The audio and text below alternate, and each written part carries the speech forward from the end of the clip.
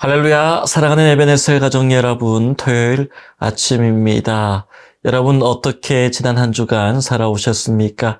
새해가 시작된 지도 이제 2주가 지났습니다.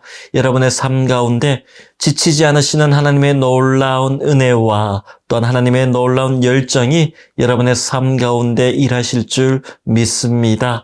이 아침에 우리가 함께 고백할 찬송은 새 찬송가 435장 나의 영원하신 기업입니다.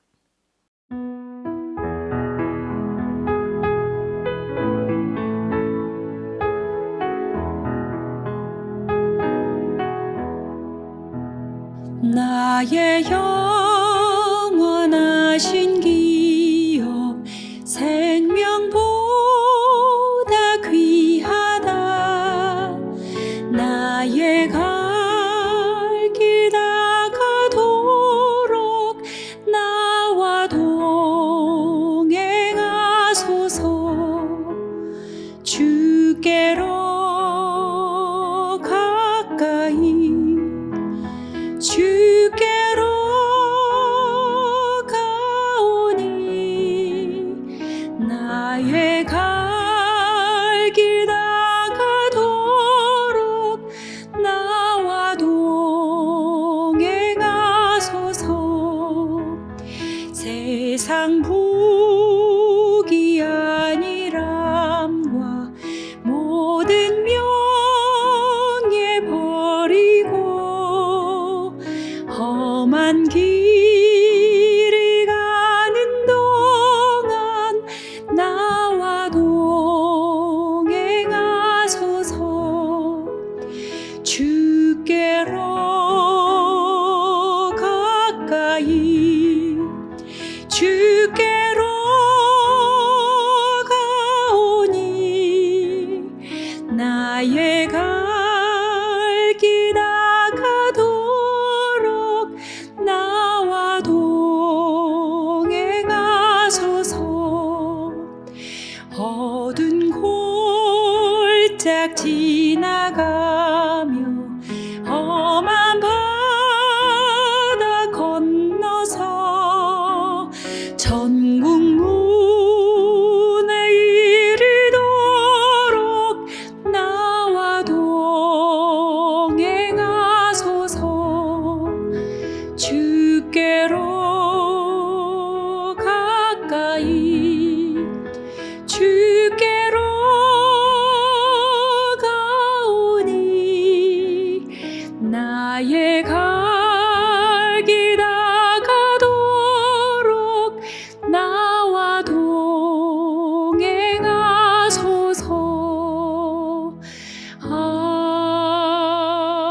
아멘. 오늘 우리에게 주시는 하나님의 말씀은 요한 3서 1장 1절에서 4절까지의 말씀입니다. 장로인 나는 사랑하는 가이오 곧 내가 참으로 사랑하는 자에게 편지하노라. 사랑하는 자여 내 영혼이 잘됨 같이 내가 범사에 잘되고 강건하기를 내가 간구하노라. 형제들이 와서 내게 있는 진리를 증언하되 내가 진리 안에서 행한다 하니 내가 심히 기뻐하노라. 내가 내 자녀들이 진리 안에서 행한다 함을 듣는 것보다 더 기쁜 일이 없도다. 아멘. 오늘 이 아침에는 요한 3서의 말씀을 가지고 함께 은혜를 나누기 원합니다. 오늘 본문 1절 말씀을 보면 사도 요한이 이 편지를 가이오라는 사람에게 보내고 있다라는 것을 알 수 있습니다. 사도 요한이 가이오 혼자에게만 이 편지를 읽도록 한 것이 아니라 가이오가 알고 있는 또한 속해 있는 많은 성도들과 교회들이 함께 이 편지를 읽도록 한 것입니다. 사도 요한이 가이오에게 특별히 이 편지를 보낸 데는 배경이 있습니다. 본문 6절 말씀을 보면 그들이 교회 앞에서 너의 사랑을 증언하였느니라 라고 요한이 이야기하고 있습니다. 무슨 말이냐면 여기서 그들은 지역을 돌면서 여러 지역에서 복음을 전하는 순례하는 전도자들을 얘기합니다. 순회 전도자들입니다. 그렇게 선교 여행을 마치고 교회로 돌아온 순회 전도자들이 요즘처럼 교회와 성도들 앞에 서서 선교 간증 보고를 하겠죠. 그때마다 그 많은 순회 전도자들이 약속이라도 한 듯이 가이오로부터 받았던 그 선교 도중에 받았던 은혜와 또한 도움에 대해서 좋은 평가와 간증을 했던 것이죠. 사도 요한도 순회 전도자들로부터 가이오에 대한 이야기를 듣고 크게 기뻐했고 많은 교회와 성도들이 믿음의 도전을 받았습니다.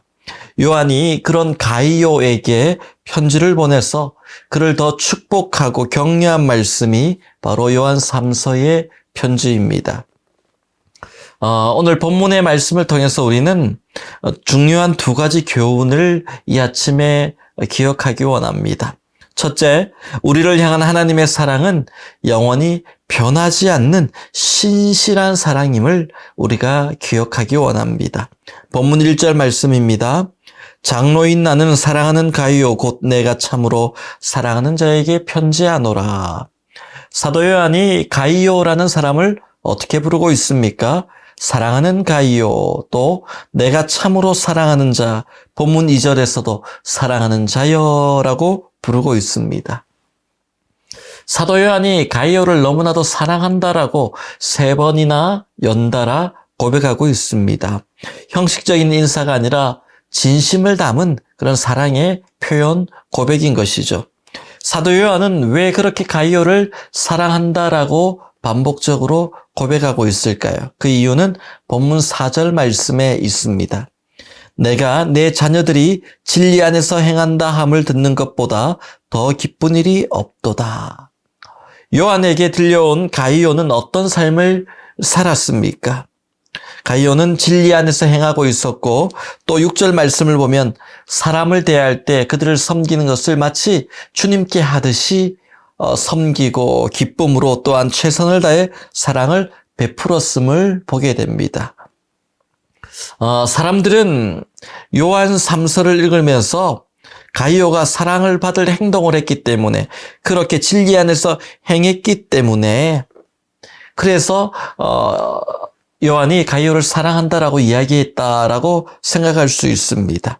누가 보더라도 가이오의 그런 모습이 사랑스러워 보이겠죠. 그러나 오늘 본문 4절 말씀에서 요한이 가이오를 사랑한 이유는 이 단어에 있습니다. 내 자녀라고 부른 이 단어입니다. 사도 바울에게 디모데라는 영적인 아들이 있었듯이 사도 요한에게는 이 가이오가 영적인 자녀 중에 하나였습니다. 사도 요한을 만나서 주님을 영접하고 그 후로 요한을 영적인 멘토로, 영적인 아버지로 여겼던 사람들 중에 하나가 가이오였습니다. 오늘 본문 1절과 2절 말씀에 사도 요한이 그런 가이오를 향해서 3번이나 사랑하는 자라고 부른 것은 가이오가 어떤 일을 해서가 아니라 바로 요한의 영적인 아들이 되었기 때문입니다. 너무나도 귀한 아들이었기 때문입니다.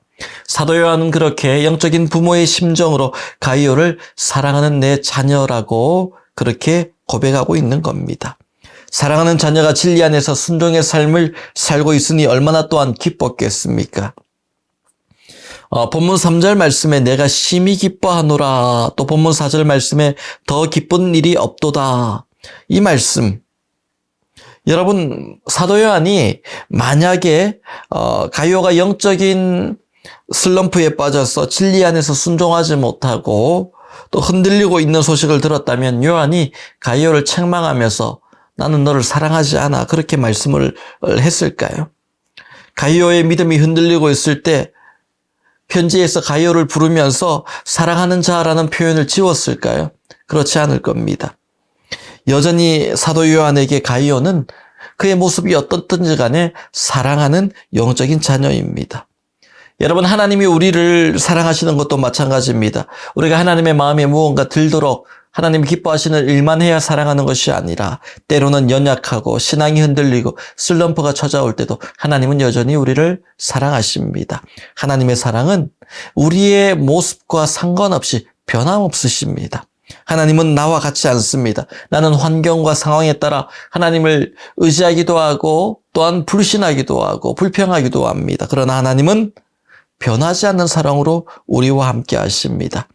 이 사실을 의심하면 환경과 상황에 따라 우리는 하나님의 사랑을 믿지 못하고 흔들리게 되는 겁니다. 여러분 기억하십시오. 하나님의 사랑은 불안한 것이 아니라 하나님의 사랑은 너무나도 안정적이고 평온하며 변함없으심을 여러분 잊지 마시기 바랍니다. 그 하나님의 사랑이 새해에도 여러분과 함께 하실 줄 믿으시기 바랍니다. 마지막으로 본문에서 우리가 얻게 되는 두 번째 교훈은 우리 영혼이 잘 되는 것이 축복의 시작이라는 말씀입니다. 사도 요한은 사랑하는 가이오를 위해 축복의 기도를 하고 있습니다. 본문 2절 말씀입니다. 사랑하는 자여 내 영혼이 잘됨같이 내가 범사에 잘되고 강건하기를 내가 간구하노라. 영혼이 잘됨같이라고 이야기합니다. 영혼이 잘된다는 것이 무엇일까요? 성경 원어를 보니까 내 영혼이 잘됨같이를 직역해보면 너의 영혼이 좋은 길로 인도받는 것처럼이라고 번역할 수 있습니다. 영혼이 잘된다는 것은 좋은 길로 인도받고 있다라는 거죠. 어떤 길입니까? 하나님이 원하시고 하나님이 인도하시는 길로 갈 때 우리 영혼이 잘 되고 있다라고 말할 수 있는 겁니다. 다윗은 여호와 하나님을 푸른 초장 쉴만한 물가로 인도하시는 목자라고 고백합니다. 이스라엘이 광야에 있을 때에 구름 기둥 불 기둥으로 하나님은 그들을 인도하셨습니다. 광야에 있는 나 아닌가가 중요한 것이 아니라 구름 기둥 불 기둥이 우리를 인도하시고 있는지가 중요한 겁니다. 사랑하는 예배자 여러분, 오늘도 우리 영혼은 하나님의 선한 인도하심을 받고 있습니까? 여러분 그렇게 믿으십니까? 하나님은 하나님의 자녀를 그렇게 인도하십니다. 여러분 영혼이 잘 된다는 것은 또 본문 3절 말씀에 진리 안에서 행하는 상태를 이야기합니다. 성경에서 정확하게 진리라고 말씀하시는 것은 두 가지입니다. 하나님의 말씀을 진리라고 얘기하고 또한 예수님을 길과 진리 생명이라고 표현합니다. 그래서 진리 안에서 행한다는 것은 예수 그리스도 안에서 말씀을 따라가는 상태를 진리 안에 거한다라고 이야기합니다. 여러분 영혼이 잘 되지 못한 상태에서 인생의 모든 일들이 술술 풀린다면 그것이 복일까요? 아닙니다. 독입니다. 하나님 없이 인생이 잘 풀리는 것은 성경을 보면 악인의 형통이라고 표현합니다. 그리고 그 모든 악인의 형통은 결국 바람에 나는 겨와 같이 사라지게 될 것입니다. 시편 73편에도 아삽은 악인들의 형통을 부러워하면서 넘어질 뻔, 미끄러질 뻔했다라고 고백합니다. 그 악인들의 형통을 부러워하면 우리는 흔들리게 됩니다. 악인들의 형통을 부러워하는 것이 아니라 하나님의 길로 우리의 영혼이 그 길로 잘 가고 있음을 기뻐할 수 있기를 바랍니다. 너의 영혼이 잘됨같이 내가 범사에 잘되고 강건하기를 내가 간구하노라. 여러분 이 두 가지 영혼이 잘되는 것이 축복의 시작입니다. 도로에 심은 나무를 보면 뿌리가 약한데 기둥이 너무나도 커서 감당하지 못하고 쓰러지는 나무들이 종종 있습니다. 여러분 영혼이 잘된다는 것은 뿌리가 약하고 기둥이 커가는 것이 아니라 뿌리가 강건하여 기둥이 끝없이 자라는 것입니다. 영혼이 잘된 만큼 그래서 범사가 잘되고 강건하게 되는 것이죠. 범사가 잘된다는 것은 우리 인생의 모든 부분이 형통을 누리는 것입니다. 가정과 자녀와 생업이 잘되는 것이 범사가 잘되는 것이겠죠. 또한 강건하게 된다는 것은 육체의 건강을 의미합니다. 우리가 나이가 들수록 육신이 연약해져 갑니다. 병들어 갑니다. 때로는 고장나기도 합니다. 점점 쇠약해집니다. 모든 사람에게 육신에 연약함이 있습니다. 그런데 영혼이 잘 되면 그 육신의 연약함도 이겨낼 수 있는 것입니다. 마가복음 2장을 보면 네 사람이 예수님께 중풍병자를 메고 나옵니다. 그리고 지붕을 뜯어내립니다. 그때 예수님께서 그 병이 나으라고 말씀한 것이 아니라 작은 자야 소자야 내 죄의 사함을 받았느니라. 그의 영혼을 고쳐주십니다. 그것은 영혼이 먼저 고침을 받아야 육신의 고침도 이어진다라는 주님의 메시지였습니다. 순교자의 정신이 무엇입니까? 영혼과 육신 무엇을 지킬지를 물어볼 때에 영혼을 지키겠노라 라고 고백한 사람들이 순교자들입니다. 그래서 그 영혼의 가치가 더 높음을 고백했기 때문에 순교할 수 있었던 것이죠. 오늘 말씀을 맺습니다. 여러분, 새해에도 하나님이 여러분을 사랑하심을 믿으시기 바랍니다. 누구보다 사랑하십니다. 내가 연약할 때는 더 사랑하십니다. 그러니 그 하나님의 사랑을 의심하지 않고 그 사랑 안에 거하는 새해가 될 수 있기를 바랍니다. 또한 여러분의 영혼이 잘됨같이 범사가 잘 되고 강건하기를 축원합니다. 그냥 믿음 없이 인생이 잘 풀리는 것은 복이 아닙니다. 우리가 온전히 믿음 가운데 거하고 주님을 따라갈 때 우리 인생이 잘 된다면 그것이 참 복이고 진정한 축복입니다. 그런 복된 삶을 살아가는 우리 모두가 될 수 있기를 다시 한번 주님의 이름으로 축원합니다. 다 함께 기도하시겠습니다. 하나님 아버지 감사합니다. 하나님의 은혜 가운데 새해를 시작했습니다. 2주가 지났습니다. 하나님 계속해서 한 주 한 주 지나갈 때마다 좋은 소식으로 서로에게 믿음의 간정이 넘쳐나게 하시며 하나님이 우리를 늘 사랑하심을 잊지 않고 어떠한 상황 속에서도 낙심하지 않고 그 주님의 사랑 안에 거하며 우리 영혼이 잘됨같이 범사가 잘되고 강건해지는 회복의 역사도 나타나게 하여 주옵소서. 오늘도 주님의 믿음 안에서 승리하는 에베네셀의 모든 성도 되게 하여 주옵소서. 예수님의 이름으로 축복하며 기도하옵나이다. 아멘.